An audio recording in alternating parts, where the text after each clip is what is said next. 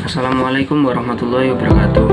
Kami dari kelompok 1 yang beranggota Mahfud NIM 2020333308. Yang kedua Aziza Fitria NIM 2020333344. Kemudian Lian Novita Arum NIM 2020333347.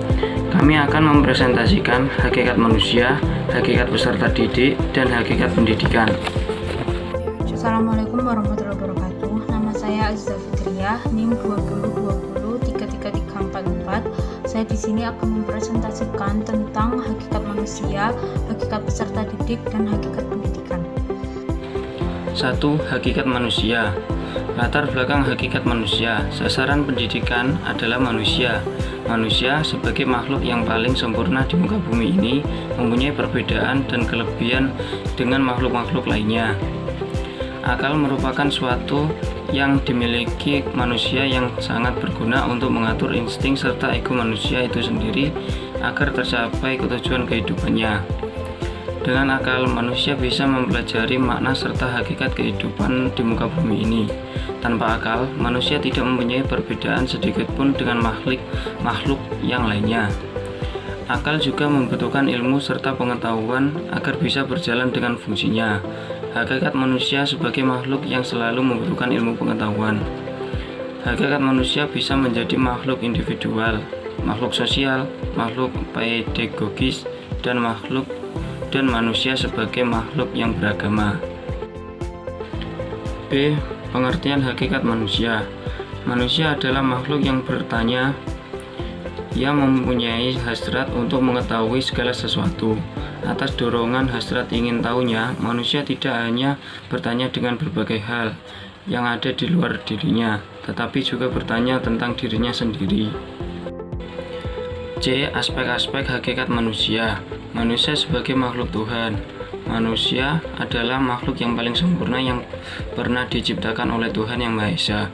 Kesempurnaan yang dimiliki oleh manusia merupakan suatu konsekuensi fungsi dan tugas mereka sebagai khalifah di muka bumi ini. Yang kedua, manusia sebagai kesatuan badan dan roh.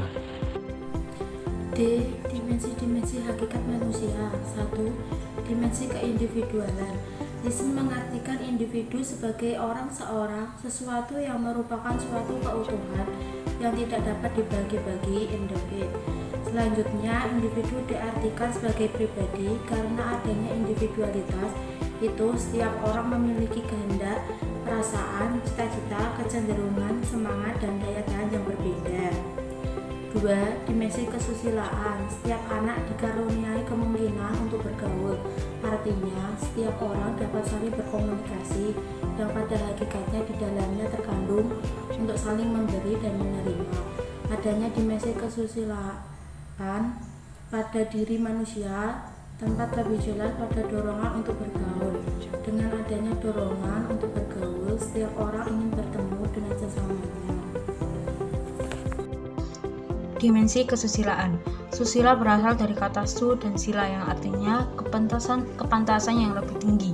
Akan tetapi, di dalam kehidupan bermasyarakat, orang tidak cukup hanya berbuat yang pantas jika di dalam yang pantas atau sopan itu misalnya terdapat kejahatan yang terselubung.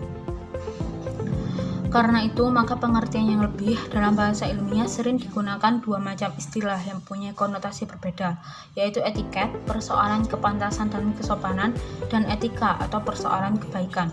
Kesusilaan diartikan mencakup etika dan etiket. Persoalan kesusilaan selalu berhubungan erat dengan nilai-nilai. Pada hakikatnya, manusia memiliki kemampuan untuk mengambil keputusan susila serta melakukannya sehingga dikatakan manusia itu adalah sebagai makhluk susila. Dimensi keberagaman. Pada hakikatnya, manusia adalah makhluk religius.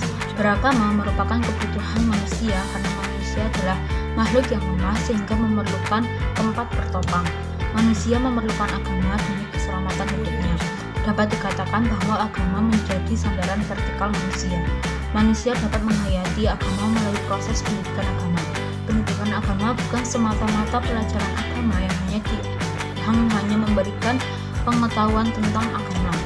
Jadi segi-segi efektif harus diutamakan. Di samping itu, mengembangkan kerukunan hidup di antara sesama umat beragama agama dan penganut kepercayaan terhadap Tuhan Yang Maha Esa perlu mendapat perhatian. 2. Hakikat peserta didik. Latar belakang hakikat peserta didik. Dalam kehidupan ini, dari waktu ke waktu manusia atau makhluk hidup mengalami suatu perkembangan, entah itu dalam fisik atau psikologisnya. Di mana dalam kehidupan sehari-hari, perkembangan fisik lebih dikenal dengan sebutan pertumbuhan, sedangkan pada yang lainnya atau fisik dinamakan perkembangan psikologis. Perkembangan psikologis dapat diartikan sebagai perubahan-perubahan tertentu yang muncul pada diri manusia atau binatang, di antara konsepsi atau pembuahan dan mimpi. Di mana dalam makalah ini sedikit banyak akan mengenai teori-teori psikologi perkembangan anak tersebut, sehingga dengan dibahasnya teori-teori tersebut dapat membantu orang tua atau guru dalam memahami tingkah laku dan mendidik anak-anaknya. B. Pengertian hakikat peserta didik. Menurut Denning 2010-1, sebutan peserta didik dilegitimasi dalam produk hukum kependidikan Indonesia. Sebutan peserta didik itu menggantikan sebutan siswa, murid, atau pelajar. Pada sisi lain, di dalam literatur akademik sebutan peserta didik atau educational participant umumnya berlaku untuk orang dewasa atau adult education. Sedangkan untuk pendidikan konvensional disebut siswa. Sebutan peserta didik sudah dilegitimasi di dalam Perundang-Undang Pendidikan kita, maka sebutan itulah yang dipakai. Di dalam UU nomor 20 tahun 2003 tentang Sistem Pendidikan Nasional atau Sisdiknas, peserta didik didefinisikan sebagai setiap manusia yang berusaha mengembangkan potensi diri melalui proses pembelajaran pada jalur pendidikan, baik pendidikan formal maupun pendidikan non-formal, pada jenjang pendidikan dan jenis pendidikan tertentu. Peserta didik juga dapat didefinisikan sebagai seorang yang belum dewasa dan memiliki sejumlah potensi dasar yang masih perlu dikembangkan seperti potensi kognitif, afektif, dan psikomotor. C. Pertumbuhan dan perkembangan peserta didik. Pertumbuhan adalah suatu proses perubahan secara psikologis dari proses kematangan secara normal dalam perubahan fisik maupun psikisnya, seperti bertambahnya berat badan, bertambahnya tinggi badan, dan lain-lain. Perkembangan adalah proses perubahan kualitatif yang berfungsi untuk menyempurnaan fungsi psikologis dalam menunjukkan cara peserta didik tersebut bertingkah laku dan berinteraksi dengan lingkungannya, seperti potensi kognitif, afektif, dan psikomotor. D. Teori-teori perkembangan peserta didik. 1. Teori nativisme atau teori yang berorientasi pada biologi. Aliran nativisme berpandangan bahwa segala sesuatunya ditentukan oleh faktor-faktor yang dibawa sejak lahir. Jadi perkembangan individu itu semata-mata dimungkinkan dan ditentukan oleh dasar turunan. Misalnya, jika ayahnya pintar, kemungkinan anaknya juga akan pintar. 2. Teori empirisme atau teori lingkungan. Aliran empirisme bertentangan dengan paham aliran nativisme.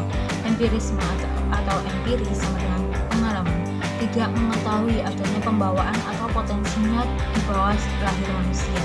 Dengan kata lain, bahwa anak manusia itu lahir dalam keadaan suci, dalam pengertian anak bersih, tidak membawa apa-apa. Karena itu aliran ini berpandangan bahwa hasil belajar peserta didik besar pengaruhnya pada faktor lingkungan. 3. Teori konvergensi. Aliran ini berpandangan bahwa perkembangan individu itu baik dasar atau bakat keturunan maupun lingkungan, kedua-duanya memainkan peranan penting. Bakat sebagai kemungkinan atau disposisi telah ada pada masing-masing individu yang kemudian karena pengaruh lingkungan yang sesuai dengan kebutuhan untuk perkembangannya, maka kemungkinan itu lalu menjadi kenyataan. Akan tetapi, bakat saka tanpa pengaruh lingkungan yang sesuai dengan kebutuhan perkembangan tersebut tidak cukup. Misalnya, tiap anak manusia yang normal mempunyai bakat untuk berdiri di atas kedua kakinya. Akan tetapi, bakat sebagai kemungkinan ini tidak akan menjadi kenyataan jika anak tersebut tidak hidup dalam lingkungan masyarakat manusia. 4. Teori interaksionisme. Teoritikus yang terkenal adalah Piaget. Menurut cara-cara berpikir tertentu sangat sederhana bagi seorang dewasa. Tidaklah sederhana pemikiran yang dilakukan seorang anak. Terdapat batas-batas tertentu pada anak atas materi yang dapat diajarkan pada satu waktu tertentu dalam masa kehidupan anak tersebut. Teori Piaget menganggap perkembangan sepanjang waktu sebagai sebuah kemajuan tingkat. Ia percaya bahwa semua orang muda melalui 4 tingkat perkembangan kognitif yang sama dalam masa perkembangannya. Selanjutnya, mereka melalui tingkat-tingkat yang sama dengan cara yang sungguh sama. 4 tingkatan perkembangan kognitif yang dikemukakan oleh Piaget, yaitu A. Masa bayi atau balita, tingkat sensomotor 0 sampai 2,5 tahun. Periode perkembangan pada tingkat ini didasarkan pada informasi yang diperoleh dari indera sensori dan dari tindakan atau gerakan tubuh motor bayi. Prestasi terbesar bayi adalah kesadaran bahwa lingkungan benar-benar di luar jangkauan, baik yang bayi mampu rasakan atau tidak. B. Masa-masa anak awal, tingkat praoperasional 2-7 tahun. Inteligensi sensor motor sangat tidak adaptif untuk perencanaan ke depan dan mengingat informasi. Untuk itu, anak memerlukan apa yang disebut Piaget sebagai operasi atau tindakan yang dilakukan secara mental atau biologis. C. Tingkat operasional konkret 7-11 tahun. Pada masa ini, anak-anak bergerak maju, berpikir secara logis. Piaget menggunakan kata operasional konkret untuk mendeskripsikan tingkat pemikiran siap pakai ini. Karakter dasar tingkat ini adalah bahwasanya siswa mengetahui 1. Stabilitas logis dunia fisik, 2. Fakta bahwa elemen-elemen dapat diubah atau ditransformasikan dari tetap banyak, 3. Menjadi banyak karakter aslinya, 4. Bahwa perubahan-perubahan ini kembali. D. Tingkat operasional formal 11-20. Pada tingkat operasional formal, semua karakter operasi terjadi terus mengulang. Pemikiran formal adalah mampu membalik internal dan mampu terorganisir dalam sistem bagian-bagian saling bergantung. 5. Teori psikodinamika. Unsur-unsur yang sangat diutamakan dalam teori adalah motivasi, emosi, dan aspek-aspek internal lainnya. Teori ini mengasumsikan bahwa kepribadian berkembang kognitif dari aspek-aspek psikologis tersebut yang umumnya terjadi pada masa kanak-kanak ini. Para teoritis psikodinamika percaya bahwa perkembangan merupakan suatu proses aktif dan dinamis yang sangat dipengaruhi oleh dorongan-dorongan atau impuls-impuls individual yang dibawa sejak lahir serta pengalaman-pengalaman sosial dan emosional mereka. 3. Hakikat pendidikan. Latar belakang hakikat pendidikan. Pendidikan merupakan salah satu kebutuhan pokok dalam kehidupan manusia yang berpikir bagaimana menjalani kehidupan dunia ini dalam rangka mempertahankan hidup dalam hidup dan menghidupkan manusia yang mengemban tugas dari sang Kholik untuk hidup bahagia.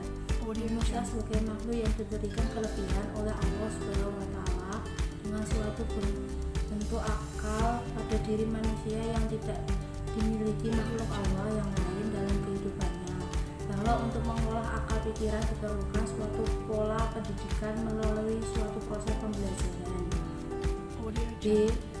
Pengertian hakikat pendidikan. Hampir setiap orang pernah mengalami pendidikan, tapi tidak setiap orang mengerti makna kata pendidik, dan mendidik. Untuk memahami pendidikan, ada 2 istilah yang dapat mengarah pada pemahaman hakikat pendidikan, yakni kata pedagogi dan pedagogia. Pedagogi bermakna pendidikan, sedangkan pedagogia berarti ilmu pendidikan.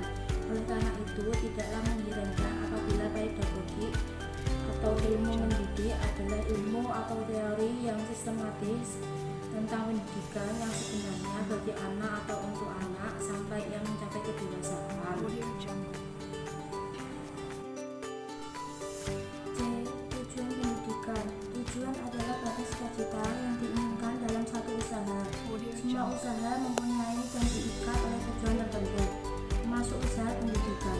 Tujuan pendidikan membuat gambaran tentang nilai-nilai baik, luhur, pantas, benar, dan indah kehidupan. Karena itu, tujuan pendidikan memiliki 2 fungsi, yaitu memberikan alat pada segenap kegiatan pendidikan dan merupakan sesuatu yang ingin dicapai oleh segenap kegiatan pendidikan.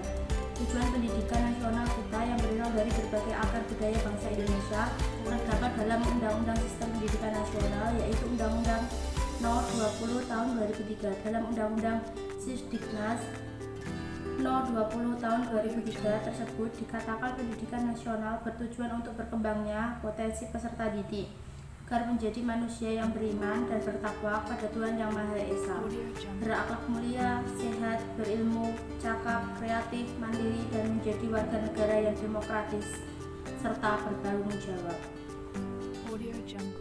D. Pendidik.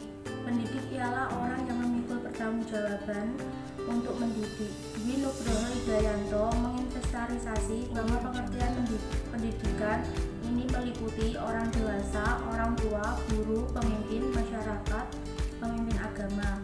Secara umum dikatakan bahwa setiap orang dewasa dalam masyarakat dapat menjadi pendidik, sebab pendidikan merupakan suatu perbuatan sosial, perbuatan fundamental yang menyangkut keutuhan perkembangan pribadi anak didik menuju pribadi dewasa susila. Pribadi dewasa susila itu sendiri memiliki beberapa karakteristik, yaitu 1. Mempunyai individualitas yang utuh, 2. Mempunyai sosialita yang utuh, 3. Mempunyai norma kesusilaan dan nilai-nilai kemanusiaan. E. Peserta didik. Dalam pengertian umum, anak didik adalah setiap orang yang menerima pengaruh dari seseorang atau sekelompok orang yang menjalankan kegiatan pendidikan.